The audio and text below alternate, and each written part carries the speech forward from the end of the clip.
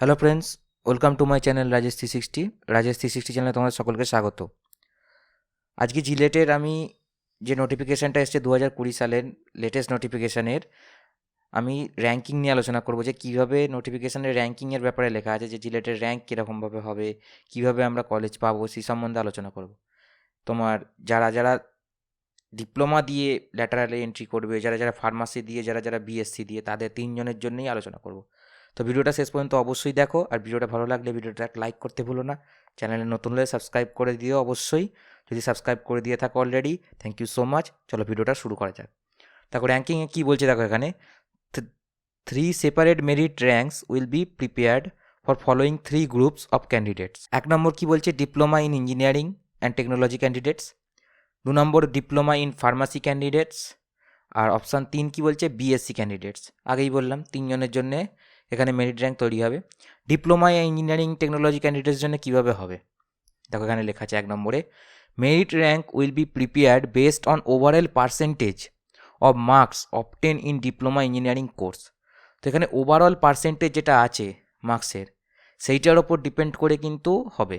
এবার দেখো মেরিট র্যাঙ্কটা যেটা আসবে সেটা বলছে ওভারঅল পার্সেন্টেজ কত হয়েছে ডিপ্লোমাতে, ইঞ্জিনিয়ারিংয়ে তোমার কোর্সে যত হয়েছে সেটা। কিন্তু এর খানিকটা আগে আমি আগের ভিডিওতে তোমাদের ডিসকাস করেছি যে ফার্স্ট সেম সেকেন্ড সেম বাদ দিয়ে কিন্তু আমাদের মার্কশিট চেয়েছে, অর্থাৎ ফার্স্ট সেম সেকেন্ড সেমের নাম্বার কিন্তু ম্যাটার করবে না। আমার যেটা মনে হচ্ছে third same, fourth sem, fifth same, sixth same, অর্থাৎ সেকেন্ড ইয়ার এবং থার্ড ইয়ারের নাম্বারটা ম্যাটার করবে। সেকেন্ড ইয়ার থার্ড ইয়ার মিলিয়ে তোমার যত পার্সেন্টেজ হয়েছে তার উপর ডিপেন্ড করে তোমার র্যাঙ্ক আসবে, সেইভাবে র্যাঙ্ক নির্ধারণ হবে। 2 নম্বরে কী বলছে, দেখো in case of tie in the overall percentage of marks obtain in diploma engineering it will be broken by following rules. ধরো কোনো কারণে কোনো 2 কি 3টে ছেলের মধ্যে টাই আপ হলো, ঠিক আছে, সেম পার্সেন্টেজ এসেছে, তখন এরা কি করে। 1 নম্বর কী করে, দেখো higher marks in diploma fifth সেমিস্টারে দেখে যে কত মার্কস পেয়েছে, ম্যাক্সিমাম কে বেশি পেয়েছে, সেটাতে যদি মিলে যায় ফোর্থ সেমিস্টারে দেখবে কে বেশি পেয়েছে, সেটা যদি মিলে যায় থার্ডে দেখবে কে বেশি পেয়েছে, এইভাবে এগিয়ে দেবে। বুঝতে পারলে, এইভাবে ডিফারেন্সিয়েট করার চেষ্টা করবে এরা। এরপরে দেখো ডিপ্লোমা ইন ফার্মাসি ক্যান্ডিডেটসের কী সঙ্গে কী করা হবে বলা হয়েছে, merits rank will be prepared based on percentage of marks obtain in second year diploma in pharmacy. অর্থাৎ ডিপ্লোমা যারা করছে ফার্মাসিতে তাদের সেকেন্ড ইয়ারে যে এক্সামটা হয়েছিল তার যে মার্কস পেয়েছো তার ওপর নির্ভর করে মেরিট র্যাঙ্ক প্রিপেয়ার হবে ফার্মাসির জন্যে। এবার দেখো ফার্মাসিতে তো অনেকের তো র্যাঙ্ক সেম হয়ে যেতে পারে। In case of percentage mark obtain in second year second diploma course will be broken in following rules. তো তখন কি করবে, যখন সেম হয়ে যাবে, 2 কি 3টে ছেলের মধ্যে র্যাঙ্ক সেম হয়ে যাবে, তখন ওরা দেখবে যে ফার্স্ট ইয়ারে কত পেয়েছিল, ফার্স্ট ইয়ার ফার্মাসিতে কত পেয়েছিল ফার্স্ট ইয়ারের এক্সামে, সেটা দেখবে।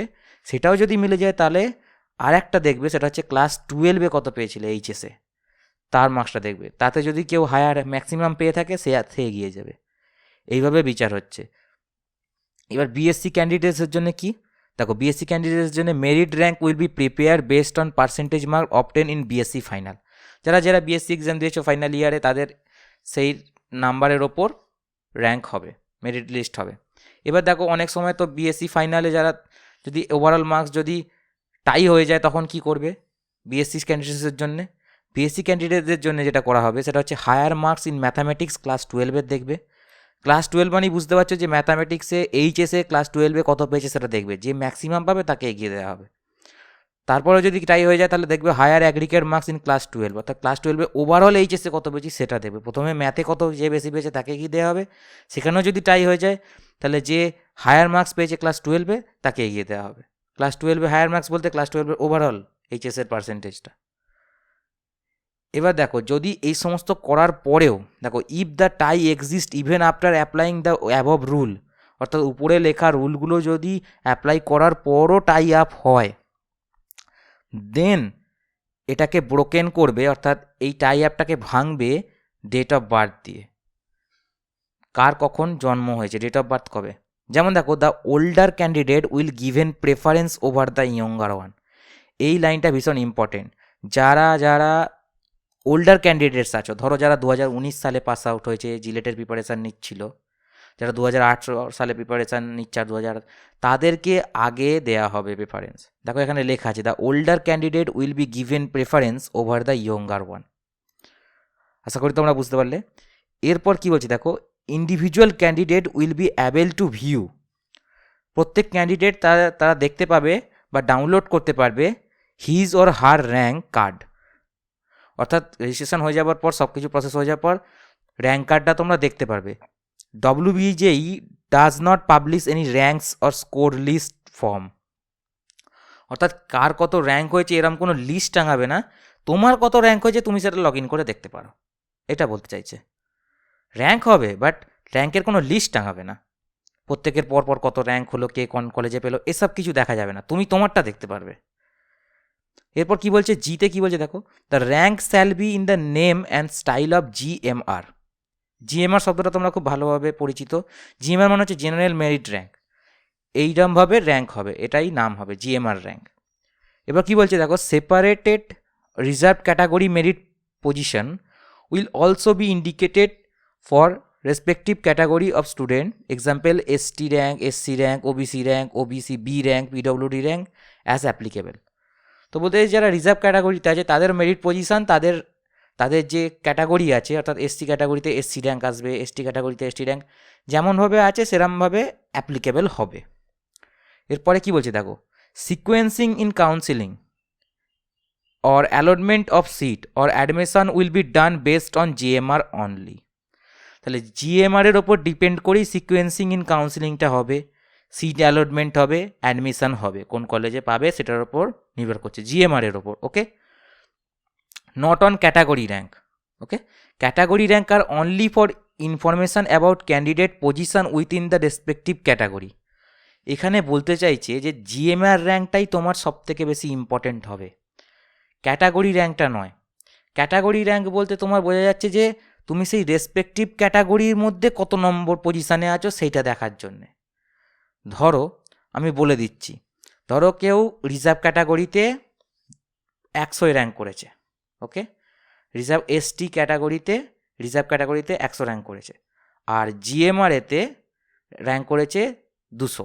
ওকে, GMR র্যাঙ্ক 200তে বোঝা যাচ্ছে তুমি 200 জনের পরে আছো, আর ST বা SC ক্যাটাগরিতে যে তুমি 100 র্যাঙ্ক করেছো সেটা থেকে বোঝা যাচ্ছে তুমি ST ক্যাটাগরির মধ্যে 99 জন পড়ে আছো। আশা করি তোমরা বুঝতে পারলে। তুমি GMR র্যাঙ্কটাই মেন, যে তুমি কোন কলেজে পাবে, যেটা যত কম হবে ততই ভালো। আশা করি তোমরা বুঝতে পারলে। এরপর কি বলছে দেখো, category ranks are generated based on the category information given by the candidate during online application. তো ক্যাটাগরি ইনফরমেশন যত তুমি যেরকমভাবে দিয়েছো, ক্যাটাগরি যারা আছে, স্পেশাল ক্যাটাগরি, রিজার্ভ ক্যাটাগরি, তারা যেরকম ইনফরমেশন দিয়েছে সেই অনুযায়ী তাদের র্যাঙ্ক আসবে। If the during verification any candidates claim is found invalid, অর্থাৎ ভেরিফিকেশানের সময় যদি কোনো ক্যান্ডিডেটসকে দেখা যায় যে তার নোটিফিকেশান বা যার ডকুমেন্ট ভেরিফিকেশানের সময় যদি দেখা যায় কোনো ফেক বা ফলস, ইনভ্যালিড, তখন তার র্যাঙ্ক উইল বি ক্যান্সেল, তার র্যাঙ্ক কিন্তু ক্যান্সেল করে দেবে। And the candidate will be considered in general category, তাকে জেনারেল ক্যাটাগরিতে ধরা হবে এবং সে GMR র্যাঙ্ক দিয়ে ভর্তি হবে। Category ranks of other candidate will not be revised, category rank of other candidate revised করা হবে না। ওকে, এখান পর্যন্ত আজকে থাকলো। এর পরে ভিডিওতে আমি আলোচনা করব এই round 1 professional allotment and professional admission কীভাবে হবে সেই প্রসিডিওর সম্বন্ধে। আজকে তোমরা শুধু জানলে যে কিভাবে সিট অ্যালটমেন্ট হবে, অর্থাৎ কিভাবে র্যাঙ্কিংটা হবে, এই জিনিসটা আশা করি তোমাদের কাছে ক্লিয়ার হয়ে গেল। এই ডকুমেন্টে সমস্ত কিছু লেখা আছে, এই ডকুমেন্টটা তোমরা পেয়ে যাবে যদি তোমরা ফিজিক্যালি পড়তে চাও আমার ভিডিও দেখার পরে। এটা পেয়ে যাবে তুমি জিলেটের অফিসিয়াল ওয়েবসাইটে, সেখানে গিয়ে কাউন্সিলিং অপশানে ক্লিক করবে, তারপরে তোমরা সেখানে এই নোটিফিকেশানটা পেয়ে যাবে, ডান দিকে থাকে। ওকে, তো দেখা হচ্ছে নেক্সট ভিডিওতে। এরপরে আলোচনা করব প্রফেশনাল অ্যাডমিশন নিয়ে।